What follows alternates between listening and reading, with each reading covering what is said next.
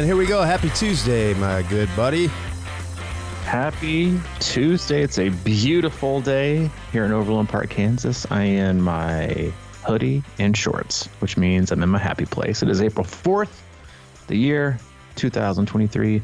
Welcome aboard, everybody. You listen to the Crushing Iron podcast, episode 673. Yeah. And I know that is your happy place because you've been talking about that since the day I met you, actually. Flip-flops, shorts, and hoodie. Dude, I'm in it today. It is my dream weather. If I could be a temperature, I would be like 55, 58. I would be hoodie, shorts, and flip-flops. That is my perfect temperature weather. And I'm in it, which means spring is here, and it's wonderful. Well, at least for me specifically. Not for everyone. Some of you are already enjoying summer. But for me, it's spring. It feels amazing. The race season started this weekend. It's honestly one of my favorite weekends of the year. Usually because of March Madness, but I was kind of disconnected this year. But because it's the kickoff of the North American race calendar. It is Oceanside 7.3, which is also televised or streaming on like some kind of a device. You got Texas 70.3. There's always a huge pro field at Oceanside. Texas 7.3 is a super popular early season race. And it's just exciting. You know that the year is here. The Q1 is over, January, February, March, done and dusted.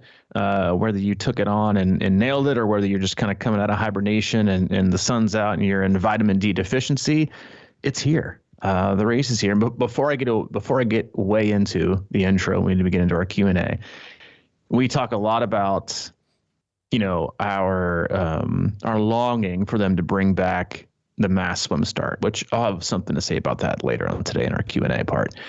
One of the things I missed the most about the mass start was one of my most unforgettable experiences in triathlon was listening to the national anthem, Treading Water at Ironman, Wisconsin. Yeah. I don't know. It's a real feeling. Like it's because, you hear the music's playing, then a national anthem. That's when everybody gets kind of either emotional or ready. You have kind of this quiet time in your space and in your head. And I'll never forget kind of being out there treading water next to the boat ramp, and you're treading over there with, the sun's coming up. You're in this huge lake with 3,000 other people, the national anthem. It's unbelievable. And yes, it's 100% better than standing on shore and listening to it. If you've never done it, you won't know. But that is one of the things that I miss the most about the mass start, was having that kind of experience and that kind of a start to the race. Wow. And you were thinking about that this morning? No, I wasn't thinking about this morning. Yeah, I was reminiscing about some of my favorite times with you. No, I was watching Oceanside 70.3 on Outside TV on Saturday morning, and the pro men got in the water about 5 minutes beforehand, and then they turned on the national anthem. Then the men were already treading water, listening to the national anthem, looking around, getting in the moment, and embracing everything. And it kind of took me back, and I was like, man, that is one of the things that I remember so vividly about that day, was how it started. And getting into the water and getting in there and then listening to the national anthem and knowing the gun's about to go off. Yeah, it was like Saturday morning, but I wanted to remember, because it's been a few days, I'm getting old to forget things. I wanted to mention that before we got into the intro and to the rest of the podcast. No, I appreciate that, because that honestly is what I thought of when you said the hoodie and shorts weather. I remember, when you were watching my first one, we were all on the sidelines giving high fives and stuff, and before we walked into the water, like that to me is still one of my favorite moments too, is that getting out there, it's like, wow, it's like you're taking that step and you're in that water, and like it was a magical feeling, really. Trying to find out where you're going to go. I remember that one time I raced with you, and I said, hey man, where are we going to start? And you're like, I don't know yet. You got in the water, and I'm kind of like treading water, and you're kind of loosening up, and then I'm like, where'd he go? And you went right to the inside, and of course I fell for the trap and started in the middle again. I don't know. Yeah. I had this stupid idea always at Wisconsin. They had that boat or that ski ramp there. Mm-hmm. Yeah. I always thought like I would start on the facing into the course on the right side of it, because it would create a nice open, gap right there, which it did for about 2 minutes. And then I was right in the middle of the whole worst scrum, you can imagine, like starting in the front I don't know.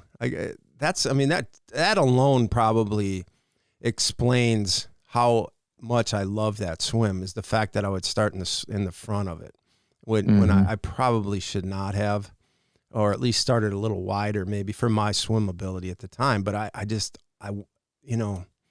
there's something about how that made it feel so much more nuanced and so intense, just having that mass start to go with. And, the whole rolling start thing just feels really generic to me on some level.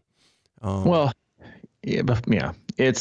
still contend and will argue to the end of time that the mass start is still the safest way possible. But we can get into that later. Before we get too deep into musings and fond emotional memories of each other. If it's your first time tuning in today, welcome. We appreciate you giving us your time. We know you have quite a lot of options in the triathlon podcast universe and just podcasts in general. Times very valuable, so we appreciate you tuning in today. We cover it all. We do swim, bike, and run specific podcasts. We do race recaps and also a lot of race previews. But for the most part, Mike and I, as coaches, athletes, best friends, we just sit back, relax, have an open, honest discussion about what we're going through in life, not just as human beings on this planet, but also as coaches and athletes ourselves. We also talk frequently about what our own athletes are going through. Mike and I work with a very wide range of athletes all across the globe, from beginner level triathletes looking at the very first 5K or sprint triathlon, all the way up through elite level amateur athletes trying to get back to the world championships, and everyone in between from all over the globe. And we use the feedback loop we have with them and Training Peaks, emails, text messages, and the like to drive the discussion of the day. We also utilize our Facebook group, like we will today. You can search that, Crushing Iron Group. Answer one simple question, we'll let you right in. Awesome people, fantastic community, solid resource in a sport that's oftentimes overcomplicated and can be very confusing with a lot going on. It is a safe haven from all the sarcasm and bullshit advice you get from a lot of areas. So hop on in there. Don't be a lurker. Participate. And there's a lot of great people in there that have been around the block, that have experienced it all, that have been in the sport since the 80s, who are just getting into the sport, who have been a Kona, who are looking at their first 5K or sprint, and everyone in between. So it really is an awesome, well-rounded melting pot of community. So be a part of that, and we'll do once a month, or at least every 3 to 5 weeks, we'll go in there and take the pulse and do our best to answer questions like we will today. But that's it. We don't do sponsors. We don't do ads, but we do have an agenda, and that's to keep you happy and healthy in your endurance sports journey. Yeah, man. Safe haven. Safe haven. That's not a soft haven. Safe, but not soft.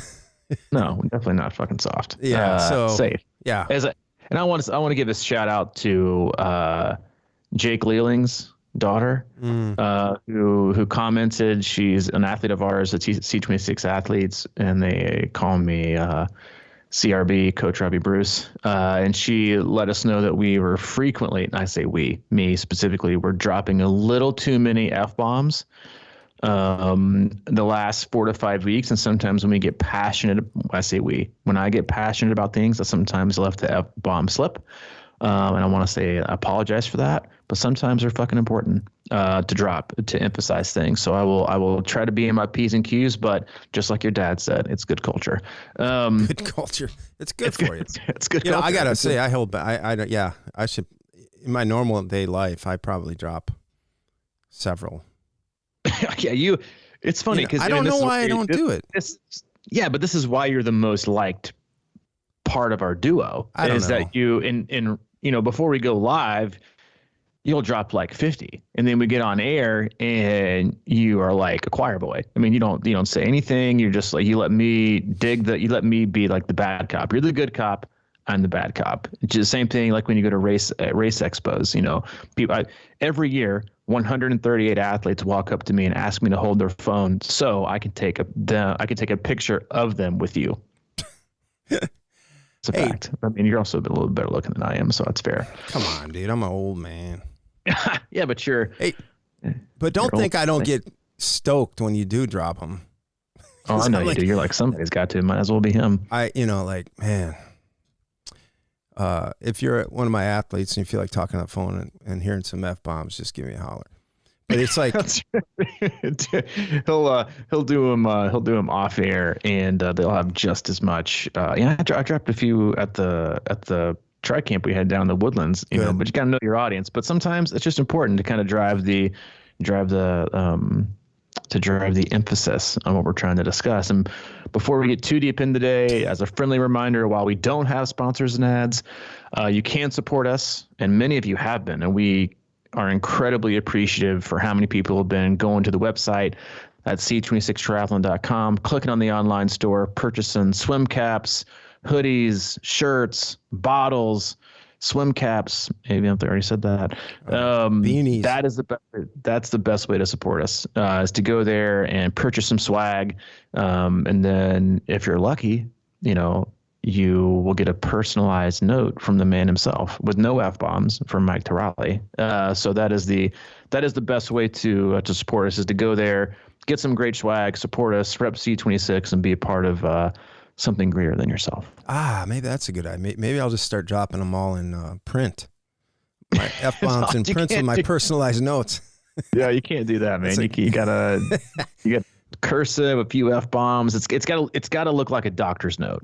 Right, it's got to look like half scribble, half manuscript, half whatever, etch-a-sketch. Yeah, that's what it looks like.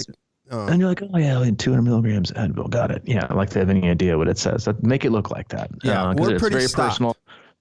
Do what? We're stocked up now, so go ahead and order. Yeah, there's going to be a nice range of availability, and shout out to I've got some international orders that I'm still working on, and I apologize for you guys. We're having the shipping software is just a nightmare. And it's not working, so I will get those out in the next day or so. But for the most part, they go out right away. I've been really good about it, so order them out. Yeah, let's do it. Order them out. Keep supporting us. So yeah, go there and do that. We also have our open to the general public. We have our first ever C26 swim school that is next March in the Woodlands, Texas. That thing's hot. We opened registration last Tuesday internally for our athletes. And as most of our camps go, we have 4 spots left of the 30. So for more info on that, it is go to the website again. That's c26triathlon.com. Click on camp, scroll down and find the swim school. It is a swim heavy camp, 4 to 5 pool sessions, an open water swim, and then group runs every day. Easy to travel to, no bikes, no problem. So if you're looking for an early season camp or experience to better your swim, I will say, like we do a lot of camps, a ton of camps, and we do them, I would say, very, very well. The people are always great. But the swim portion, we had a ton of good feedback from this last camp. But even if it's not just pool swims, we had an athlete come out of the water and say she started to panic, and then use one of the things she learned and that we taught at the tri camp, and she was able to not panic, and ended up having the swim of her life. So there's a lot of ways to get better in triathlon. It's not just about dropping your time in the pool. It's about being able to execute in open water. So if that's something that you're struggling with, or even struggling getting out of the swim, go straight to the website while spots are still there, and find the swim school. If you have any questions about that, you can email summer.c26operations@gmail.com. Well, you do a good job of that, man. Good. You love to teach swimming and coach swimming, and it's a hot one, man. It's going to be a good one.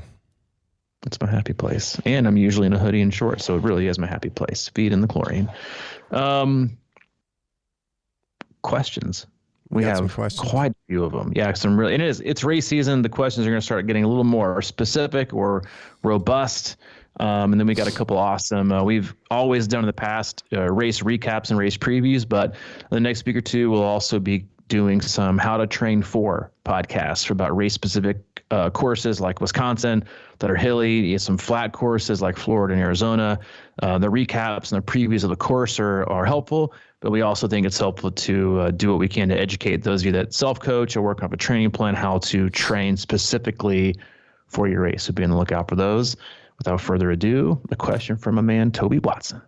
Toby shot the paper wad in the basket. Toby, when do you make a switch from road bike to tri bike? I would say this is one of the more frequent questions you and I get from technology wise from athletes. Interesting story. I have an athlete I've been working with for 4 or 5 years. always tackles and challenges themselves with hilly courses and has always been on a road bike. Well, they sprung for a tri bike, and I think late last year, kept the road bike, thankfully, because listen, there's always room for one more bike. Don't ever get rid of a bike to get a bike. Just add to the collection. And they ended up being slower on their tri bike than they were on their road bike specifically. And I think this is the piece that I think a lot of athletes have, and a question that came up at the camp we did in one of our sessions was, one of the big things about tri bikes is how different your position is, right? Hip angle is different. Power goes lower in your aero position. Another thing to consider and think about is how narrow or how wide your pads are, because the more narrow your pads are, the more constrictive, right, it is to breathe, right? Because if you think about going over and putting your elbows together, it constricts your lungs and your diaphragm, so it is harder to breathe. Heart rate usually goes up. And then the two most specific things that are the most relevant for athletes, especially for those of you that spend very little, if any, time on the road, is that your hands are no longer on the brakes. They're in their aero bars. And then the bike itself is harder to maneuver. It is something that takes, in my opinion, a lot more core strength than riding up in a road bike. It takes skill. It takes practice. It is not free speed. It is just like anything else. It is earned speed. You can't just get a tri bike and assume you'll be faster, because if you can't handle the bike, you will not be faster. You will be slower. And this is what this athlete found. They were too skittish. They were too worrisome on their tri bike, and they weren't having as much fun on their tri bike. They weren't going as fast or going as hard because they were worried. And so they didn't bike as much either. And now they've gone back to their road bike and they couldn't be happier. So I kind of consider the road bike, tri bike thing like another different version of kind of like, we talk about putting a pull buoy in between your legs to make swimming easier. And if swimming is easier, you're going to swim more. If you swim more, you're going to get better. That's very, very, very similar to my opinion on riding, is ride the bike that makes you ride more. And if you're going to get a tri bike and you're going to make the jump from a road bike to a tri bike, in order for it to be beneficial, you got to learn to ride it. And you can't do that inside. You don't teach your kids how to ride their bikes inside. You can't teach yourself how to ride your bike inside either. So get it outside, get used to it, and give yourself time, because again, it's only free speed if you earn it.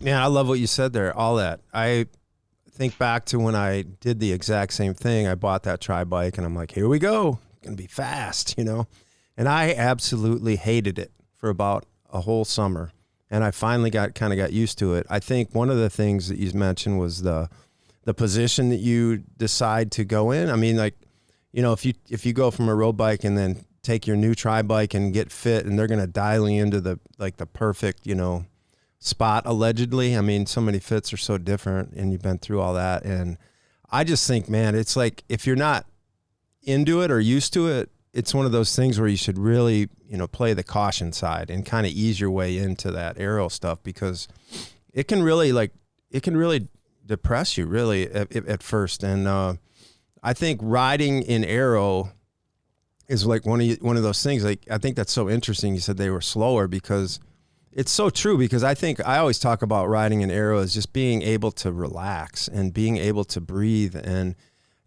accept it. Maybe you're not throwing out quite as much power, but you are down out of the wind, and that does make you faster if you're comfortable riding in that fashion. So it is a matter of getting used to it and feeling comfortable and relaxed. And, we had the old lab where we'd go to, and I'd ride out aero out there because it was so safe and flat, and you just kind of keep going.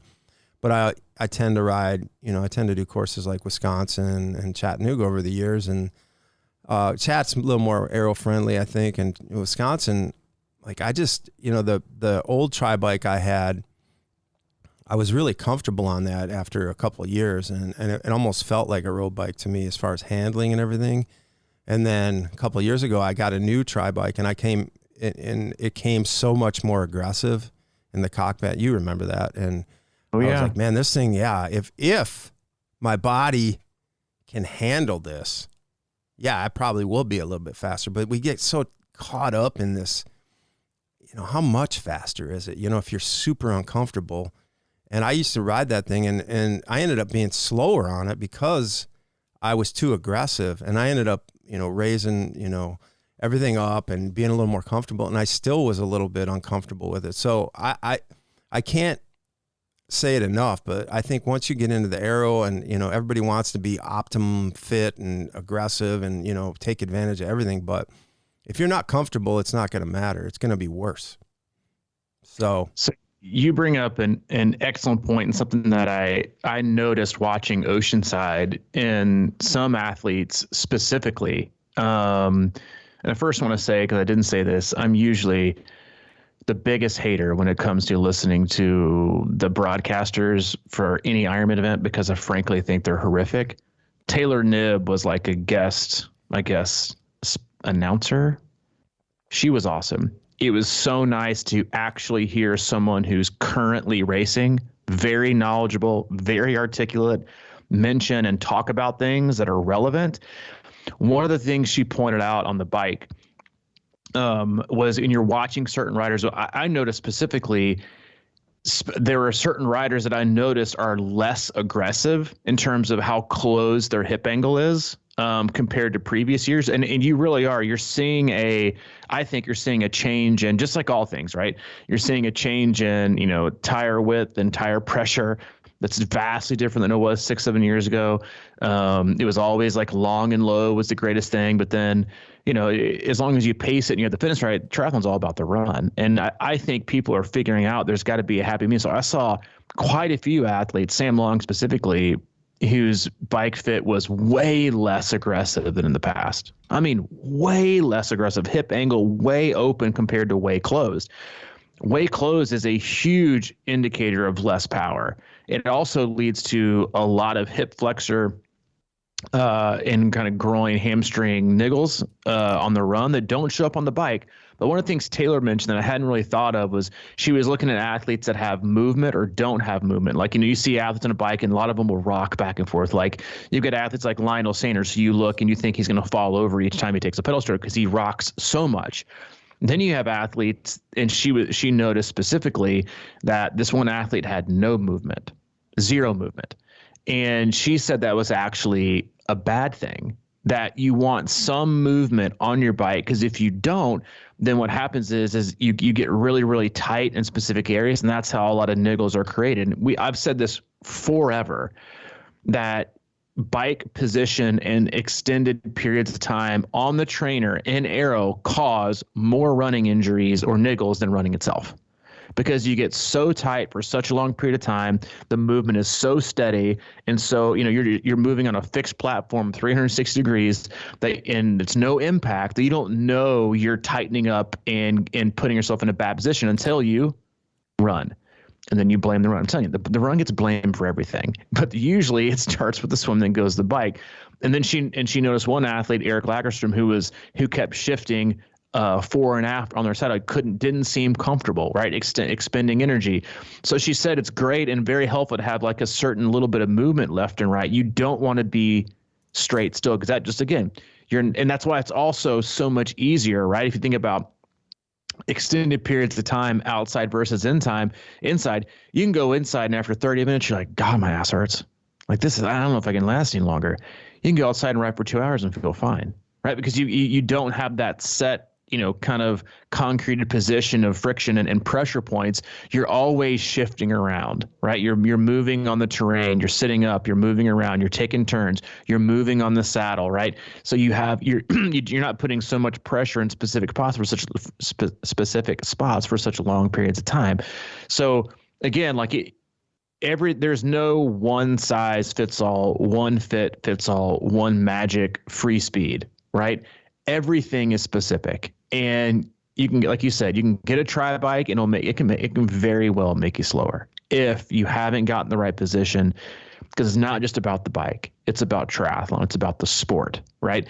Same thing goes for if you're aggressive, if your position up front is too aggressive, right? You got your pads too narrow, that puts an extended amount of pressure on your deltoids, the outsides of your shoulders, your neck.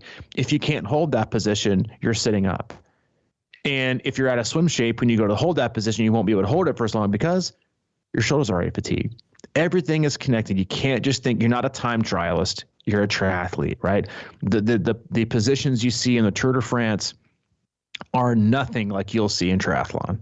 Yeah. And always look for the athletes that run well, not just bike well, because there's a huge difference. So again, everything's complementary, everything's connected. There's just a lot that goes into it, and this should be all part of the lengthy discussion you have with the bike fitter when you make that inevitable leap up like most athletes do from road bike to dry bike. Yeah. But remember we said always keep the road bike. Yeah, and I have one more thing to say on that, because I love what she said about that. Whenever I'm talking to athletes about cycling, I always talk about that rock, that little rock. And if you watch the best cyclists, they're doing it. You might not notice it really. And we talk about the underestimation of upper body strength with cycling.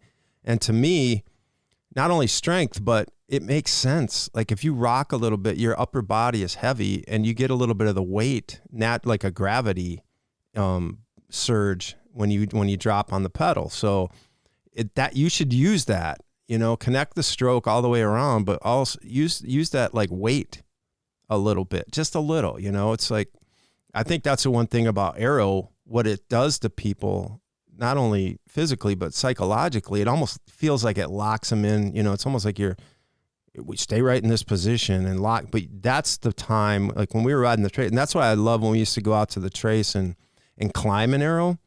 And I think that's maybe a good way to really keep it going, is that I would always have that, we'd be in aero and climbing that long, like 3 miles worth of climbing almost, and kind of gradual, but legit. And I would always kind of keep that in mind, that I didn't want to be stiff, like super stiff in aero, because I think that, the triathlon thought process is, I always talk about how these things are all connected. Even the swim, I think people get so stiff in the swim, they're not, using any kind of torque. And I think that's maybe what I'm getting at, is that you want a little bit of core torque going on in your cycling. So, it's a good way to, I think it's a good thing to think about when you're in aero, is not just be so stiff and forward, like going straight all the time. You got to have a little bit of rock, a little bit of dance on the bike, or it's not going to, it's not going to feel good over time. You have to have, you have to engage other muscles along with it. And that gives you more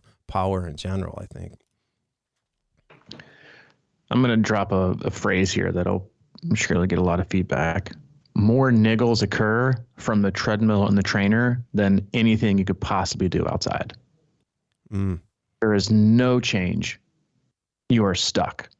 You do the same cadence, the same rate, the same time, plus the treadmill is like made for niggles. Yes, it's easier on your bone structure, 100%. But doing the same with no variation is never good.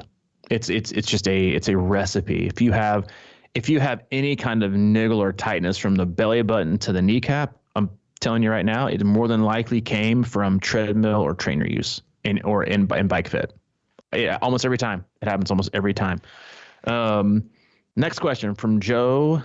What lessons did you take away from your first full in 70.3? So for both of us, it's been a hot minute. It's been a hot hour, a couple hot hours for me. Lessons from my first 70.3. I would say, I've told this story before. Don't go no socks if you haven't practiced no socks. Now, I have over the last 20 years become a huge no sock believer, even when I run and when I ride, no socks ever. But the first 70.3 I ever did, this is Gulf Coast, the Gulf Coast half Ironman back then. First 70.3 I ever did. Got there, I was wearing these Brooks Adrenaline, which is these like huge, massive shoes. So let's see, I was born in 80, so this is like 2006, maybe 2005, 2006. This is a long time ago. God bless, I'm old. I was like, you know what? I'm going to save time and not wear socks. Okay. I didn't know shit about shit back then. And I was like, so first of all, I'm thinking, how can I save 30 seconds, right? By not putting on socks when all I'm doing is trying to finish. Like that was such an idiotic move to make. Go no socks. It's humid. It's gross. It's just like Gulf Coast always or it's like the first week. It's like Mother's Day weekend. It's disgusting down in Panama City. I'm sweating profusely. It's humid. It's hot. And my feet started to hurt around mile 4 or 5. And I was like, man, my feet are on fire. I remember looking down at the back of my shoe, and my shoes were white, blue, and gray. And I was like, I don't remember that red streak being on the back of my shoes, but whatever. And then I got done with the race, took off both my shoes. I had bled through the heel of both shoes because I had blisters all up and down the back of my foot and Achilles because I was an idiot and didn't wear socks. So one, don't make stupid decisions the night before to try to save 30 seconds. That's futile, and you'll probably add time. First full for me was also done in Florida. It's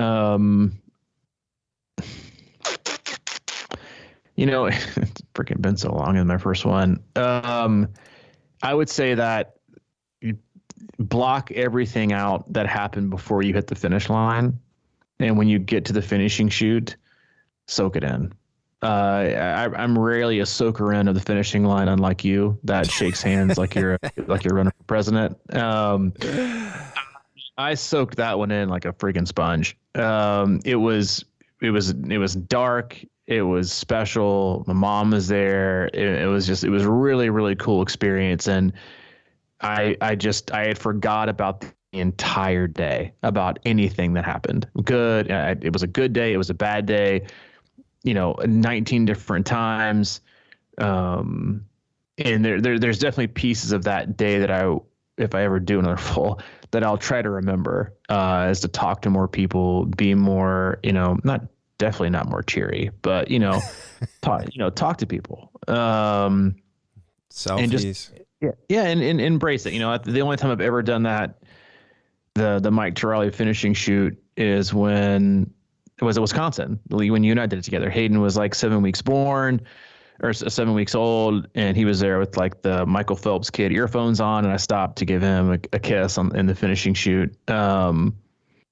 That was really because I knew I wasn't going to be under 10:30. It was like 10:34, but you'll never know what decision I would have made. So, but yes, soak it in. And, I know those sound like generic and they're not like, how to be your fastest, but it's been so long, and I was working off like, printed off paper plans, back in the day, like, when you had to go places, you print off MapQuest and take like 16 pages with you.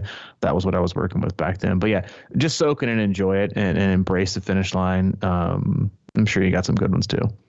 Well, it's funny because my first 70.3 was Muncie and my first full was Wisconsin. And I think they both give me the same lesson. And that is, the run is hard, I knew I didn't really know what to expect, but going into it, I thought I was ready, I guess. But man, both times as I began that run, it hurt. I was just maybe biked a little hard or whatever on both of them, and I got off, and I'm like, holy crap, I can't believe I got to run. And I think my lesson is that I figured out a way to not give in. And because it hurt from step one at Wisconsin, I just couldn't believe it. And I had never run really more than whatever, half marathon at the time. And now I'm going to go face a full in this type of pain. And I didn't feel like I was running super fast, but it was a good run. And I just kept going and dealing with it. And it turned out all right, and that's ironic because that's the only time I haven't soaked in the finish line, I think, because I was on the cusp of just getting in under 12 on my first one up there. And you were screaming at me. Everybody was screaming at me. And I just couldn't, I knew exactly what time it was. You could see it on the clock. So I knew I had it, but I didn't want to screw around and trip and fall down and have something dumb happen. So I ran that one in. But ever since then, I have definitely soaked most of them in. But again, like you said, it depends on what your finish time is going to be. Well, because like you had me drunk hanging from a light post, yelling at you, screaming around the Capitol. Yeah, I know. I couldn't see anywhere. You're like, I'm looking on the ground and you're up on a light pole screaming at me, and I'm running, just barely hanging on for dear life, man. I was, oh man, my feet hurt so bad that day. But yeah. So same way in Muncie though. I same kind of deal, and I ended up like I kind of had really good braces my first two, and it was I think that was really what it was, is that I just was so mentally strong and I wasn't going to give in. And I think ever since, and I probably could have done similar races if I hadn't have kind of already done it so many times where I was like, yeah, this ain't worth it. But you can do it. It's just really kind of figuring out how to flip a switch out there and just keep moving, because the minute you start, we talk about it, that the minute you start walking, that shit feels so good. It does. It's like, it's a drug. I'm telling you, walking is a drug. It's not your heart when rate. You're racing. It's usually not, for me, it's never like my heart. It's not like heart rate's too high or any of that kind of shit. I just have to keep moving. Yeah, it is like a drug, man. Your heart rate's never, in Ironman, your heart rate's never too high. I know. It's never too high. It hurts so damn bad. I know this isn't a great advertisement for for doing pulse, but it does. And we said some plenty of podcasts, like once mile, if you're lucky and make it to mile 17 before it really hurts, it sucks. It really, really sucks after that. But you just got to know, if you prepare that's going to suck, then honestly, you're better off. Dan Kavanaugh. This is a good one. Do you ever get confused when Mike goes on a little tangent about a certain topic and think, what is he talking about? But then somehow at the end, it all makes complete sense. Mike is a legend. Back in the day, sure. But now it's kind of like, I always know he's going to bring it back around. So sometimes when Mike goes off on a tangent, it's a lot like riding around with my mom in the car. So, if you ever drive around with your parents, no matter what city you're in, even if you've lived there like I did, I lived in Nashville for 30 plus years of my life, I know how to get places. She will go the back way everywhere. And she'd rather take 75. And Mom, if you're listening, I love you, but it's the truth. She's going, no, you can take a left right here. No, you can just go right. Just go straight. It's 765. And I'm like, fine, whatever. We could go straight down Hillsborough Road, take a left, and we'd be there. But whatever, it's your journey. It's your car. You're fine. And I know we're going to get there. That's very much the same as Mike goes off on a tangent. We might take a few lefts, we might take a few rights, but ultimately, I know with supreme confidence that we'll get back to exactly where we need to be. Well, that is a great question, and I'm going to explain how that happens and why that happens sometimes, because I kind of am one of those guys where, there's many times when you can just say the obvious, right? I mean, you can just answer the question and be done with it or whatever, and it'll be sort of the same or generic or whatever. But I'm always kind of looking for different angles. You know how I am. I'm like, a great example is yesterday I was sitting in the sauna, and I don't know if this is going to come around or not, but I have this thing. I think we got about 20 minutes, so you just bring us back into. So listen, yeah. 18. So I'm going to sit back, to put my blue blockers on and enjoy the ride. Yeah, and it's a pretty good one, I think. So you get in the sauna, right? And sometimes I just sit there and breathe and just kind of relax. But other times, you're like, shit, this is, 15 minutes. I could be stretching my hip flexors or something. So I got into this thing where, you kind of cross your legs and just lean forward a little bit, and you cross one leg and lean forward into it, and it's stretching a hip flexor, and I was going back and forth, but I was doing it for a minute each side. But the sauna was dark. I did have a watch on, but I was looking at the watch and counting the seconds, and I was trying to get my rhythm in my head to count. So I would count 60 seconds in my head, and then I would look at the watch and see how close I was. And this is like how I used to talk about, running by feel and running the mile and trying to get the exact same pace. And the reason I was doing it was because I was thinking about my breath. And I think what happens is you might, like, I don't know about you, but I'll have a tendency maybe to count or think the seconds are my heart rate, if that makes sense, or the heartbeat. I can kind of feel it. So it's like your tendency is to be with that heartbeat, and maybe it's a little faster, so you're speeding up the count or whatever. And I was trying to really resist. And as a aspiring drummer, there's a thing called polyrhythms. Have you heard of polyrhythms? They're like, basically it's playing quarter notes with your left hand and triplets on your right. It's sort of separation of your brain. It's kind of that pat your stomach. So you're playing different timings with different hands.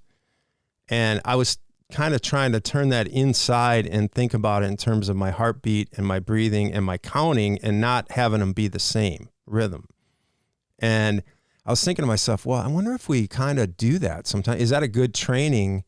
Because is your heart rate, for example, when you're running, pretty close to your step rate or your turnover? And is there a power in being able to separate that a little bit, or calm your breath and, things like that? So anyway, like I said, I'm not sure this is going to come around, but that to me was an interesting concept yesterday while I was sitting in the sauna. I just think there's something really powerful about being able to be thinking, counting, breathing, and being able to kind of do them independently, and stretching your limits or pulling them back or doing whatever. How about that for a topic? Dan Kavanaugh, Exhibit A. There you go. It's perfectly set.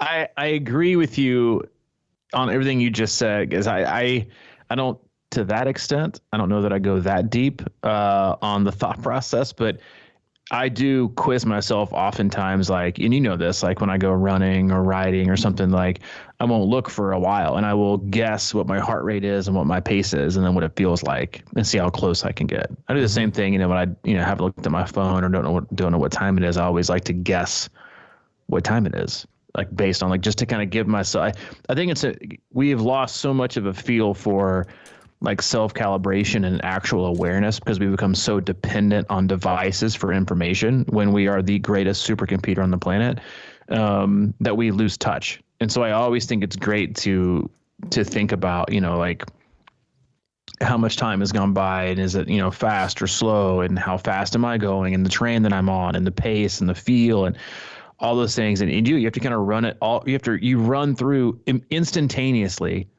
You run through all this information just like a supercomputer, but it's yours and it's your body. It's not some device that was made, 18,000 miles away in a different country. No, I think it's important. And like you said, Dan Kavanaugh, the proof's in the pudding. Robin Hefferman, how do you know when it's time / you are ready to move from 70.3 to 140.6? Another question that you and I get all the time as coaches. So, I will give you the answer that I give every athlete that I work with, and it's going to have nothing to do with, I can already hear, like, anytime we get like a really shitty review, I can hear like the first time listeners that are obsessed with data and always podium and at every race and super type A and want like the 10 fastest tricks to, be whatever, like they're cringing and are probably already hung up by now. So if that's you, peace out. If it's not you, then the best indicator I can give you for jumping up for a 70.3 due for a 140.6 is, one, why do you want to? Right? It shouldn't be because your friends are. It should be because you want to and because it presents a challenge. It should not be swim, bike, and run time based. It should be, why do you want to? And then B, do you have the time to? And that is honestly the most important question you should ask. You honestly shouldn't ask.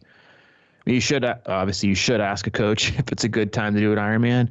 But what you really need to do is find someone's very, very similar to your life, right? If you're married with kids and a demanding job that travels, don't ask the single dude down the street who's 28, what's it like to train for an Ironman, right? You're not going to get the right answer. Find someone with a very similar life, similar background, similar experience level, and ask them what it took, and ask them about their experience training. everybody wants us, not everybody, but a lot of people want to sign up for a full just because they want to get in the club, because it makes them look more of a triathlete, because all the friends in their Ironman group are making it. I'll tell you right now, as a fact, 65%, if not more, I'll say 75% of the athletes that I coach, when they sign up for an Ironman, along the way, tell me they regretted it. And then they also say, don't ever let me sign up for another one again. Really? Yeah. And it's got nothing to do about the day or the experience, right? I've got, like, Coach Nicole and Summer are both going to spectate Ironman Texas. And I was talking to them at camp a few weeks ago, and they said, don't let me get caught up in the spectating and the rush and the feel and go immediately sign up. Remind me of how many hours I got to put in and how busy my life is. And so, like, today I was going through, like, the group of athletes I've got doing Ironman Texas, and I sent them both into text, and I said, this is your friendly reminder that all the athletes that I have doing Ironman Texas did a 5K swim yesterday. Just as a reminder, if you need this on race day, because we always get swept up in the day, right? The day that is Ironman, the medal, the shirt, the finish line, the applause, the cheering, the compliments we get from so many people, and then the sense of accomplishment. But the most rewarding thing about training in general is the journey. And if you don't have the room, if you don't have the space, if you don't have the bandwidth, and you don't have the support, then your journey is going to be miserable. And that will never make an Ironman race day fun, because you got to have support, you got to have the time, you got to have the want, you got to have the drive, and it's got to fit into your life. If it doesn't, then you're going to spend 8 months of your life trying to fit a square peg in a round hole. Those are those are all the things I would consider, which I know, again, flies in the belief system of all triathletes, right? Is they got FOMO, done. Ah, crap, I shouldn't have signed up for that. Like 5 seconds later. Think through all those things. Those are the important questions to ask yourself. Should I do this? Should I not do this? Can I? It's not about hope. It's about reality. And some seasons of life are better than others. Is a late season full better than an early season full? So again, and a lot of times that comes with, trial and error. But, and a lot of times life changes, and sometimes an early season race is better than a late season race. And then sometimes your life a late season race, but think through it. Don't pick a race because you get FOMO. Be methodical about it. And your coach will appreciate you if you are. Yeah, everything you said there is dead on the money. And I was trying to think about this, like when you go up from a sprint to an Olympic to a 70.3 to a full, it all starts getting muddier and muddier. It's kind of grimier as you get up and start doing longer and longer races. So it's a lot of it is about the mindset and whether or not you're ready to grind things out a little bit more. When was Muncie when it was in the summer? Was that July? Do you remember? Or was it June? Yeah. Some of our favorite races that went soft. Yeah. It was in July, I think. It was in July. It was July, like 8th to the third Saturday in July. So for me, that was about 6 weeks from Wisconsin or something at the time, or 7 maybe. So yeah, 7 to 8. Yeah. Yeah. So for me, we've talked about it before too. If you get in really solid 70.3 shape, you're not that far away. And that's kind of how I felt. For me, I got to that point, and the spread of it with 7 or 8 weeks left was absolutely perfect for my first one, because I was still enjoying it. And there was one thing that happened at Muncie during that swim. I remember getting out of that swim, because I had never done anything like that before. And it was like, when I got done with the swim there, I hit the shore, the sand, and I thought to myself, right at that moment, I was like, I can do a full. I knew at that point I was ready because of how I felt when I got out of the water. So to me, that was a really good indication. Plus, I had a pretty good race. I felt like I was in solid 70.3 shape, and I was still into it. And then it becomes, like you said, I mean, the 5,000-yard swims and longer stuff. But if you're in good shape and your mindset is correct, that's a really good indicator, I think. And you just got to be, you got to be ready. You got to understand the time commitment, 8, 12 weeks out even. It's going to be a grinder, man, the training. And as long as you can have fun with it. And I don't know, for like one of the biggest things for me was not coming from endurance sports was this idea that I didn't have to be like fast. It was like really understanding how to pace and really being strong enough and just being smart enough about being able to hold back and just find that rhythm where you could go all day. And that's just a really difficult thing to learn, I think, but it happens in time. And when I first started this sport, it was like, I had no clue, that was just like the thought of running a marathon was ridiculous because it was the way I ran. I didn't have any concept of being able to breathe under control because every time I would run back in the day, it was always like kind of like all outish. Mm-hmm. So, yeah. And I think one of the last things I'll say about that is, always ask yourself, like, do I want to do this or do I want to have fun doing it and do it well?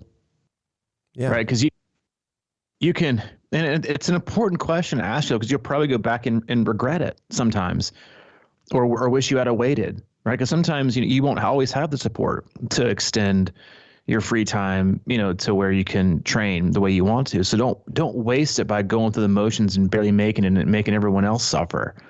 If you want to do it right and have the support to do it right. And don't just, I know I can do it. I don't really have the support, but I think I can make it work. That doesn't sound very fun. And really think about like, hey, do I want to just do one just to say I did one? And that's it. Is it a bucket list? And do whatever you want, right? It won't be as meaningful, but do whatever you want. But if you really want to do it and do it right and have fun along the way and learn things about yourself along, then you got to prepare for it mentally and emotionally before you can prepare for it physically. And that goes back to having the support system and then having your life support you taking the time from it to make the time and to use that time in a way it can be exhausting, right? And lonely sometimes. And some people crave it. Some people hate it, but it can be a great thing if done right. And a lot of coaches will, I'm sure will differ, but a lot of coaches always say yes because they just, want more Ironman finishers on their tally board on their website, but you need to do it. You want to be in a place where you can love it and stay loving it, not just to go through the motions. And because there's plenty of things in life you can do and go through the motion with, but that's, in my opinion, that shouldn't be one of them. Yeah. And the one quick thing, because I think you mentioned sacrifice, or because there is going to be sacrifice. I was just thinking back to that, and it's that infamous weekend when everybody was at the Wing Ding or whatever and partying it up on Saturday, and it was kind of raining, and I had a run, and I started crying. The Memorial Day or something like that? Yeah, I don't remember. It was the Hot Chicken Fest, I think. And I was standing in the garage facing like a 2-hour run, and I just started crying. It's like all my friends were out doing this shit, and I just think you need to be prepared for that, because some of these Saturdays and Sundays are long, and they get in the way of maybe what you're used to and what you kind of always wanted to keep doing. It's a change in the structure and the chemistry of your body. And again, one more thing. It's also sometimes just like with all things in our life, sometimes it's not a sacrifice. Sometimes it's just a rearranging of priorities. Yeah. Because, and yours is a perfect example of it. We have, what are you willing to give up or give away or stop doing, and those are the big questions you have to ask yourself. You can't always make it all work. You can't make more time in a day. It's about how you allocate that time. Yours was choosing to do your own thing in the garage instead of go out and get, wasted on, at the Hot Chicken Festival, positive win. Again, all those things are important to think through, and the rest will happen. Last one, and there's a lot of questions. You can tell it's racy. We'll get to these on Thursday, but the last one for today. From Marshall Carlisle, best way to self-seed for a mass swim start when going for your first full.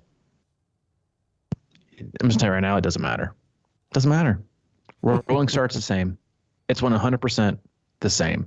I mean, to take Oceanside 70.3, for example, rolling start, every single bit of feedback I got from athletes, it was a total cluster and washing machine out there. It's a cluster. It is so disorganized and is so much more chaotic than anything else. It's ridiculous. So picture this, okay?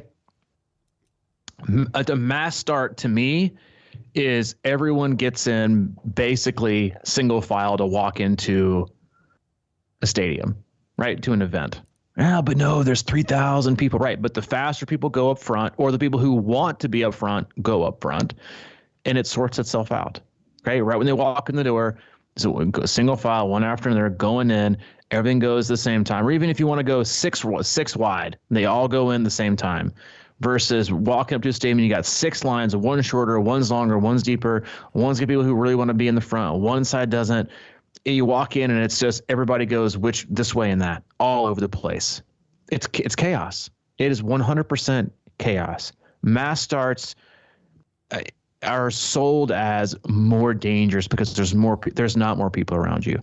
When you're in the water, the only people that matter that are around you are the 4 people. One in front of you, one to the right, one to the left, one behind. The 1,000 people behind you and to the left of you, guess what? They don't matter. They affect you not. None of it is related to your specific safety in your swim experience. The only difference might be how they try to kayak support, but I still think it's worse because everything is strung out. Take the Ironman Wisconsin and 70.3 course. That's 1.2 miles they're having to cover in a rectangle the entire time versus starting everyone together. You know how long it would take for there to be 1.2 miles of difference in the front pack and the end pack? Like 45 minutes. It does not matter. It 100% doesn't matter. You're always going to have someone, unless you're first or unless you're last, you're always going to have someone in front of you or behind you, period, or to the left or to the right.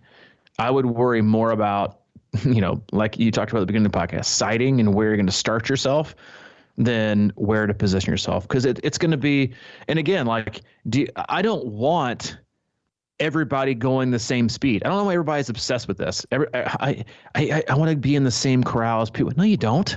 It's more crowded, right? It's more crowded. I think if the interstate was everybody only going 55 miles an hour, you couldn't get around anybody, period. You can't move. You can't go left. You can't go right. It's log jam because you're all going the same speed. You shouldn't want that. Yes, you might get touched, and yes, you might get your feet tickled, and yes, someone might swim too close to you. Well, you know what? It's triathlon. It's open water swimming. If you don't like it, do a pool swim. That's just a fact. It doesn't matter where you line up in it. It's the people around you, and you're like, 10 square foot radius. That's it. It doesn't matter. And honestly, you should want people different speeds instead of all swimming in a log jam. Seriously, most triathletes don't know how to swim straight anyway at all. So you know what? Let's just put 200 athletes that all swim 2-minute pace in a very condensed area, right? And then with a very straight shot buoy line, have them try to swim that line, go off course, then converge. That to me sounds a lot safer. Let's do that. Fuck, what? No, it's not. The sell is it's safer because it's not a mass swim start. It's not. So that's my rant for today. That's a pretty short rant. Quickly, when you said the same speed, that reminded me. One of my buddies did Kona. He said that was the hardest swim he's ever had because like everybody was pretty good swimmer. He said he couldn't get away. He couldn't drop. He was just jammed around all kinds of people swimming similar pace. And it was very difficult. Yeah. I don't want that. You want people doing different. So you're not always swimming next to somebody. It's not a washing machine. You swim around you, and I'll swim my way. That's it. And honestly, the further back you get, the 100%, the further back you get, the more dangerous it becomes. The most dangerous place to put yourself in a swim is towards the back, because you're dealing with a few things. That's why I tell all the athletes I work with, get in the front. I don't care if you swim 2:30 pace or 1:20 pace. Get to the front, because the best swimmers are in the front. Oh, but what if I get trampled over? I've been swimming open water for 20 years. The last thing I want to do is swim over someone. I always go around. Oh, well, some people don't. Yeah, some people don't. But most competitive, efficient, competent swimmers will always choose to swim around you. One, because they're going faster than you. Two, because anytime you create contact, you slow yourself down, or you take a kick to the goggles. The further back you go, it's more dangerous. So when we used to work for the Ocean Rescue Squad, one of the biggest things they teach you when you come up to someone in the ocean is you always come up on them from behind. Why? Because if you come up to them from the front, they will try to grab you, hold on to you, and drown you, because they're panicking. They'll take you both down. Oh, yeah. That is the exact same thing that happens in open water swimming. You're dealing with, not the exact, but the last 20%, you are dealing with people who aren't capable or aren't as capable of swimming competently and efficiently and fastly. They're not as comfortable in the water. They're probably going to look to have a panic attack. They're going to grab you and everyone else they can to stay up. They're going to stop. They're going to tread water. They're going to be doing breaststroke. They're going to be doing backstroke. It's fucking chaos. It is the most dangerous place. The last half of the quote unquote rolling start that's supposed to be the safest, because you can be in with the same group of people. You can do this. It's not. You want to be around people that, and honestly, who would you rather save you, right? You're panicking up front. You want the guys and the girls that are swimming 115s to save you. You want the person who's going to do 250s and can barely breathe on it. They ain't going to bring you down. You're going to go down with the ship. This is a fact, right? You want to be where people can do things. Again, do you want to ride with? Do you want to do a group ride with people who have never been outside? No. Because you're going to wreck, because they can't hold a straight line, because they're not competent. They know how to draft. They know how to be close. They can't steer.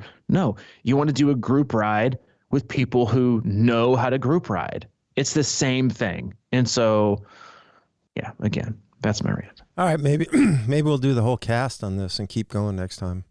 Oh, I could go forever. I know. Yeah.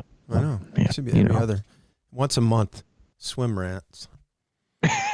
Maybe we'll put that in the online hub and charge extra. I could, yeah. Get your popcorn ready. Yeah, we can get a Earl Redenbacher discount code. As always, we love you guys. We appreciate you, even if you are a fan of the Rolling Swim Start. Go to our website, c26triathlon.com. It is our one-stop shop for all things coaching, camps, and community. It's also, as we mentioned earlier, the best ways to support us in the online store. If you want more info on, how to not worry about where you see yourself in the swim, whether you're trying to get fast in the pool or not panic, check out the C26 Swim School. It's on the camp page. Sign up before it sells out. If you have any questions or inquiries or, general chit chat regarding coaching, click on the coaching tab and find the one that's right for you. As always, if you need anything from Mike, he's available, CrushingIron@gmail.com. If you need anything from me specifically, C26coach@gmail.com. All right. And don't forget about the gear. We got plenty in it. And it's the old stuff that's brought back. It's the best gear we've ever had. Yeah. So I'm sure maybe a lot of people have been listening for a little bit and they didn't have a chance. And now all the classics are back. So let's go there. And then maybe soon we'll come out with some new ones.